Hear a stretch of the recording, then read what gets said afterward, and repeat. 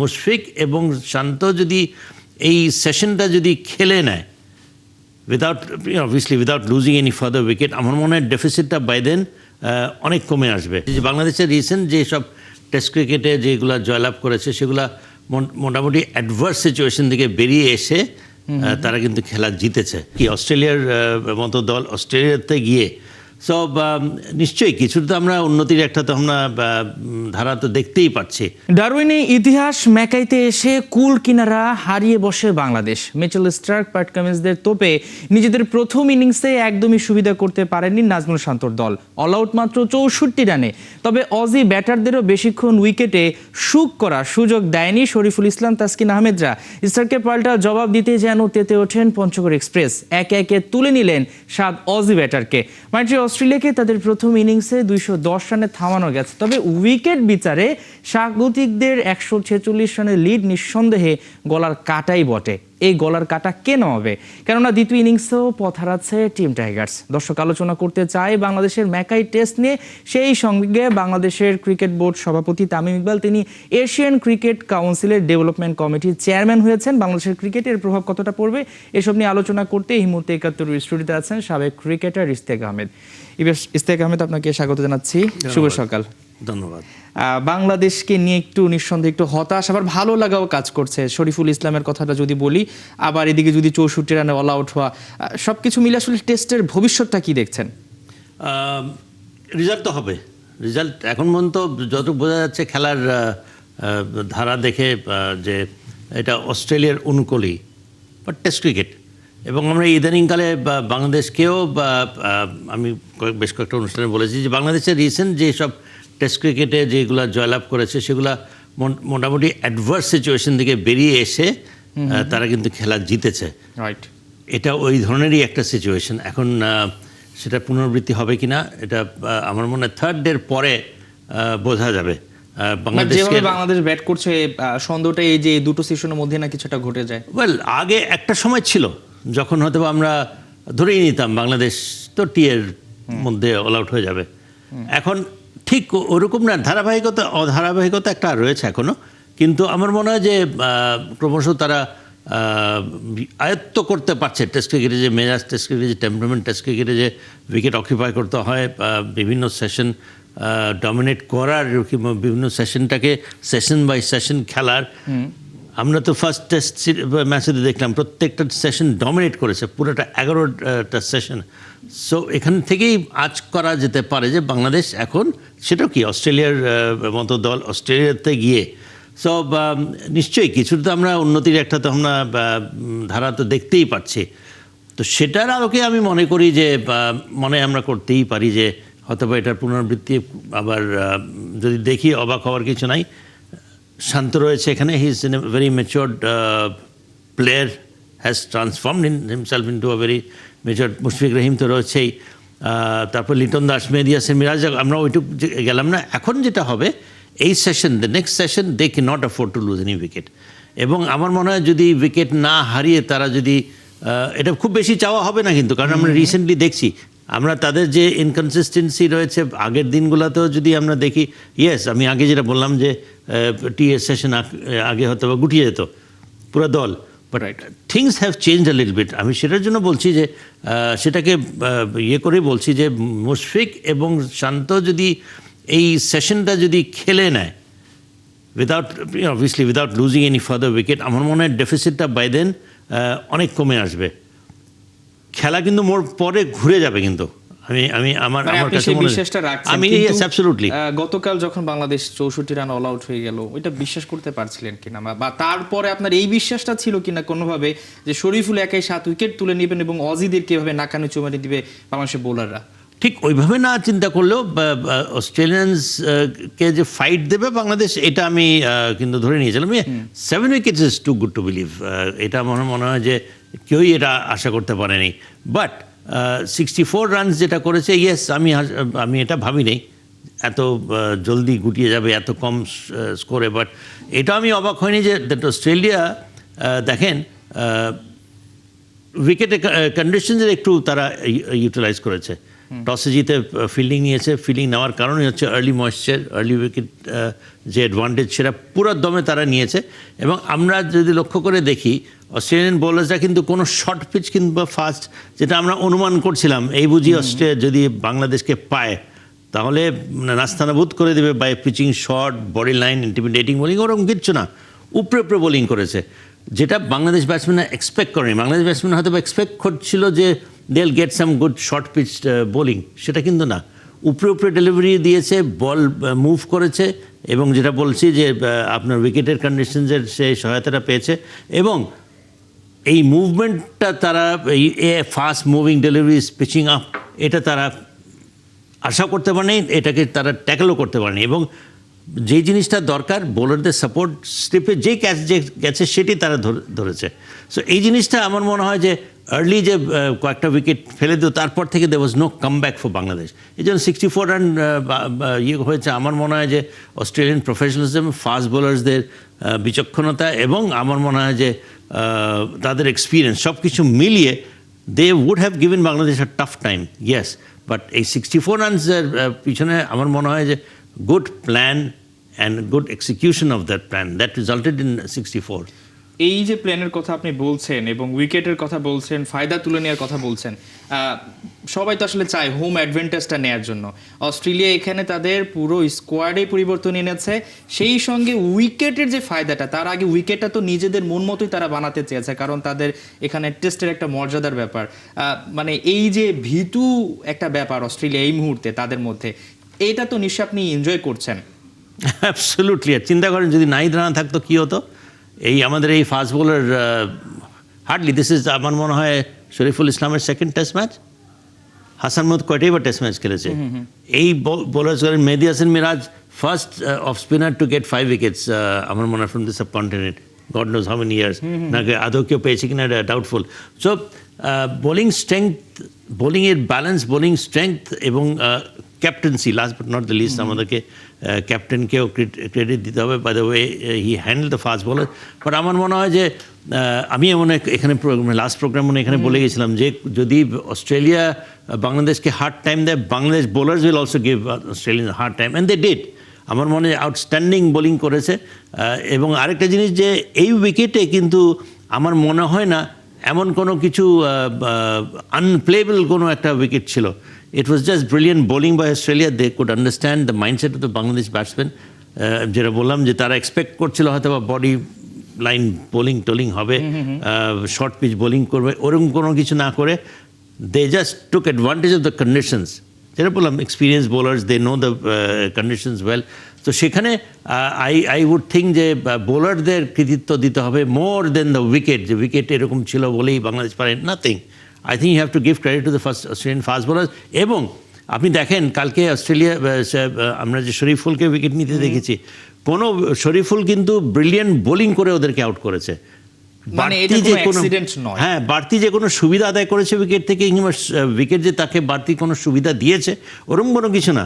We have to understand that this is absolutely outstanding bowling by. আজকে আমরা কি দেখলাম, ক্যামেরন গ্রিনকে কি ডেলিভারিতে আউট করলো। আমার মনে হয় the ball of the match এই টেস্ট ম্যাচ যে আজকে যে ক্যামেরন গ্রিনকে আউট করলো।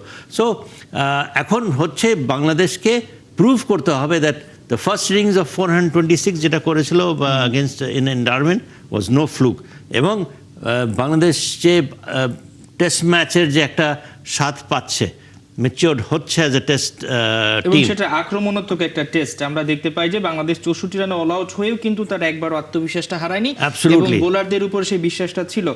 অস্ট্রেলিয়া যেভাবে অনেকগুলো পেসার নিয়ে খেলছে, এই জায়গায় এটা একটু আফসোস হচ্ছে কিনা যে আরেকজন বেশি পেসার নিয়ে খালেদ অথবা ইবাদতকেও রাখা যেত কিনা, তাহলে আমাদের শক্তিটা কি আরেকটু বেশি হতো কিনা, পেসাররা যেহেতু ডমিনেট করছে। না, আমি মনে করি 200 কত রানে বুক করেছে অস্ট্রেলিয়ার মতো টিমকে। আপনার এমন তো মনে হচ্ছে যে 2টা বোলার দিয়ে খেলালেই হতো। অস্ট্রেলিয়ার তো মানে এবং ওদের ব্যাটাররা কিন্তু একই ভুল বারবার করছে, দে সিম টু বি ক্লুলেস। এবং আমি মনে করি যে আমাদের বোলার্সরাও একটা পর্যায়ে এসছে, রিয়েলি ভেরি ম্যাচিওরড। মাথা খাটিয়ে বল করার যে ব্যাপারটা, সেটা আমার মনে হয় one of the best fast bowling combination in world cricket right now বাংলাদেশের। সেটাই 146 রানের লিড, নিঃসন্দেহে 210 রানে অস্ট্রেলিয়াকে থামানো এটা বেশ প্রশংসার দাবিদার। অনেকে ভেবেই নিয়েছিলেন যে একটা রানের পাহাড়ে চাপা পড়বে বাংলাদেশ, কিন্তু যেরকম আমরা উইকেটটা দেখতে পাচ্ছি বলা চলে যে আসলে বোলারদের জন্য হয়তো বা টেস্ট এটা মানে ম্যাকাই টেস্টটা, তো সেক্ষেত্রে 146 রানের লিডটা কি একটু বেশি হয়ে গেছে কিনা, মানে কি প্রত্যাশা করছেন এই মুহূর্তে? ওয়েল আমি মনে করছি যে মেবি 50-60 রান একটু বেশি হয়ে গেছে। তারা মানে গ্রিনের যেই ইনিংসটা সেটা একটু বাড়তি মনে হচ্ছে। Yes, but green fantastic batting করেছে। আমার মনে হয় যে একটা উইকেট হয়তো বেশি পড়ে গেছে। Mominul Haque was out of brilliant delivery by Mitch Starc, absolutely brilliant.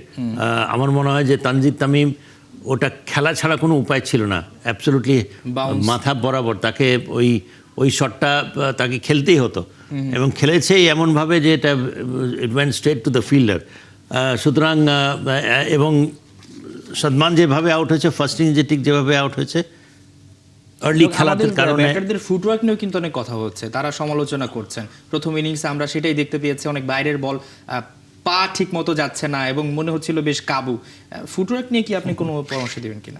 I think যে মানে প্ল্যান্ড ওয়েতে বোলিং করেছে, ফাস্ট আপনার পিচ টপ ডেলিভারিজ, বলটা মুভ করেছে, কন্ডিশনস এক্সপ্লয়েট করেছে।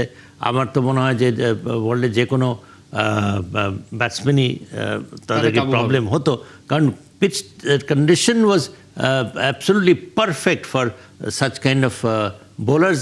এবং এই ধরনের একটা প্ল্যান ওয়েতে বোলিং করা আমার মনে হয় ওয়ার্ল্ডের যে কোনো ব্যাটসম্যান হিমশিম খেত। এখানে বাংলাদেশ ব্যাটসম্যানরা তো যেটা বললাম, আমার psychologically they are expecting short pitch delivery, I feel, because অস্ট্রেলিয়ানরা সেটাই তো সচরাচর করে। আমরা তো অস্ট্রেলিয়ান ব্যাটসম্যানদেরকে পিচ টপ ডেলিভারিজ আমরা খুব একটা এরকম দেখি না, বিকজ এই ধরনের উইকেট সবসময় যে পায় তাও না। So I think you have to give credit to Bangladesh. এই সেকেন্ড ইনিংসে এখন পর্যন্ত শান্ত যেভাবে খেলছে, is leading from the front. এবং যদি আমরা এই সেশনটা খেলে নিতে পারি without any wicket, fall of wicket, this match can go anywhere. শরীফুলের 7 উইকেট নিঃসন্দেহে খুবই স্পেশাল। বোলিং ডিপার্টমেন্টে তিনি একেবারে রাজ করেছেন। ব্যাটিং ডিপার্টমেন্টে আমরা মিস করছি যদি বলি লিটন দাসের সেই ক্লাসিক শটগুলো, তো নিঃসন্দেহে আমরা সেখানে একটা স্পেশাল একটা ইনিংস চাইবো।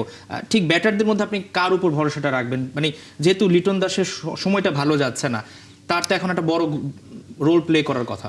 এখানে দেখেন ফার্স্ট ইনিংসে আমরা কি দেখেছি, আমরা দেখেছি তাইজুলকে অনেক রান, অনেক ডেলিভারিজ খেলতে, তাসকিনকে দেখেছি, ইবাদতকে দেখেছি।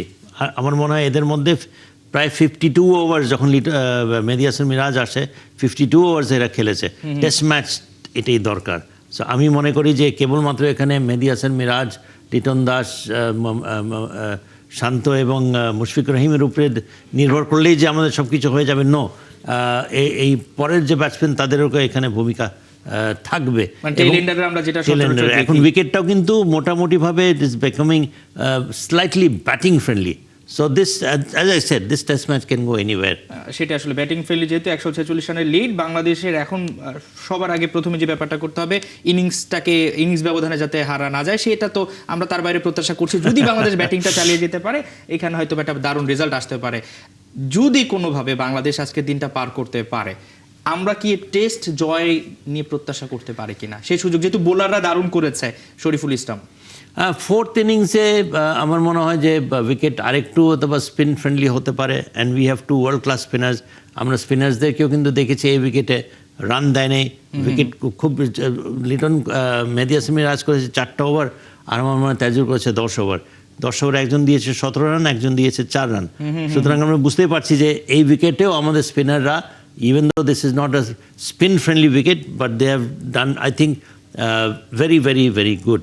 So লাস্ট ইনিংসে, ফোর্থ ইনিংসে আমার মনে হয় তারাও কার্যকরী হবে। বাট আমাদেরকে ওই ধরনেরই একটা টোটাল, যদি লেট আস ফার্স্ট হোপ যে এই সেশন তাদের জন্য খেলে, তারপরে আমরা একটা এমনই একটা টার্গেট হয়তো বা দেখবো, that will make Australia think. সেটা আসলে কম রান হলেও সেটা খুব বেশি ডেঞ্জারাস হতে পারে, সে প্রত্যাশা আমরা করছি। বাংলাদেশ দারুণ কিছু করবে, একটা ইতিহাস রচনা করবে। ইশতিয়াক আহমেদ, আমরা একটু ভিন্ন আলোচনায় যেতে চাই। তামিম ইকবাল বাংলাদেশ ক্রিকেট বোর্ডের সভাপতি, তিনি এশিয়ান ক্রিকেট কাউন্সিলের ডেভেলপমেন্ট কমিটির চেয়ারম্যান হয়েছেন। এটা তো আমাদের এই মুহূর্তে একটা অবশ্যই খুশির সংবাদ, এবং এটা আমাদের আসলে দেশের ক্রিকেটে কতটা প্রভাব রাখবে? দেশের ক্রিকেটে তো রাখার চেষ্টা করবে obviously, since he is the president of the development committee. Not necessary যে সে কেবলমাত্র বাংলাদেশকেই ফেভার করবে, এদিকে আফগানিস্তান, নেপাল, বাংলাদেশ, মালয়েশিয়া, এশিয়ার যে দেশগুলো এইসব রয়েছে। দেশগুলো যেগুলোর অনেক সম্ভাবনা জাগানো একটা আমরা দেখতে পাচ্ছি, মালয়েশিয়াও এসে খেলে গেছে। সুতরাং অবদান রাখার চেষ্টা করবে এইসব দেশগুলোর জন্য। এবং ইয়েস, একটা তো অ্যাডভান্টেজ থাকবেই, যদি ফান্ডস, ডেভেলপমেন্ট ফান্ডস যদি ফর ডেভেলপমেন্ট অফ ক্রিকেট যদি ডিপ্লয় করতে পারে বাংলাদেশকেও। আমাদের যে বাংলাদেশে যে ফান্ডস নাই তা না, আমরা ফান্ডস থাকা সত্ত্বেও আমরা ক্রিকেট রিলেটেড ইয়েগুলোতে বাজেট মানে যে development আমরা করার করিনি, সুযোগ রয়েছে। খুব একটা করিনি, বিকজ আমাদের প্রচুর ফান্ডস রয়ে গেছে। So with that in mind আমার মনে হয় যে সেটা যদি বাজেট সেভাবে যদি করেও, বাংলাদেশ যদি বেনিফিশিয়ারি হয়ও, সেভাবে হি শুড আসলে মেক এখানে একটু শিওর, কৌশলী হি হতে শুড হবে মেক এবং- শিওর যে এগুলো যেন ঠিক সময় ঠিকভাবে যেন ইউটিলাইজ হয়। এর আগে আমরা দেখতে পেয়েছি আইসিসির একেবারে শীর্ষ কর্মকর্তা থেকে শুরু করে এসিসি বিভিন্ন পদে বাংলাদেশের থেকে অনেকে গিয়েছেন, কাজ করেছেন। সেখানে যারা কাজ করেছেন বা দায়িত্বে ছিলেন, তামিমের মধ্যে এই ব্যাপারটা একটু পার্থক্য কি দেখতে পারছেন, বা তামিমের কাছ থেকে প্রত্যাশা কি দেখতে পারছেন? নিজে ক্রিকেটার ছিলেন, খুব অল্প বয়সে ক্রিকেটটাও ছেড়েছেন, সবকিছু মিলে কি বলবেন? আমি মনে করি যে রিসেন্টলি খালেদ মোহাম্মদ সুজনকে সে এনেছে অ্যাজ ইন হিজ বোর্ড। আমার মনে হয় গেম ডেভেলপমেন্টটাকেই ফোকাস করাবার জন্য।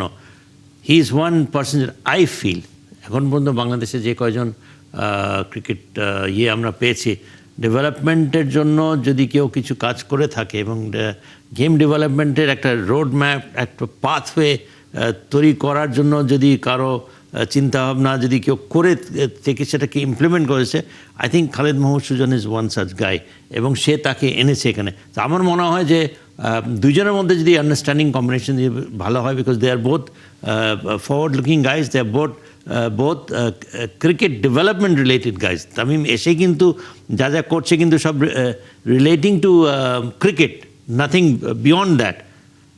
তো সেটা আই থিঙ্ক যে I see good days ahead. সেটা আমরাও সেই ভালো দিনগুলোর অপেক্ষা করছি। তামিম ইকবাল শুধু এসিসির না, একটা সময় হয়তো বা তিনি আইসিসিরও চেয়ারম্যান হতে পারেন, সেই প্রত্যাশা আমরা রাখতে পারি। এর আগে বাংলাদেশে দেখা গিয়েছে। অসংখ্য ধন্যবাদ ইশতেক আহমেদ আমাদেরকে সময় দেওয়ার জন্য। দর্শক, আমরা আলোচনা করছিলাম বাংলাদেশের ম্যাকাই টেস্টের ভবিষ্যৎ নিয়ে, সেই সঙ্গে তামিম ইকবাল তিনি এসিসির একটা গুরুত্বপূর্ণ পদ পেয়েছেন, সেখানে নিঃসন্দেহে বাংলাদেশের ক্রিকেটের জন্য একটা ভালো কিছু তিনি নিয়ে আসবেন। আমাদের সঙ্গে ছিলেন সাবেক ক্রিকেটার ইশতেক আহমেদ।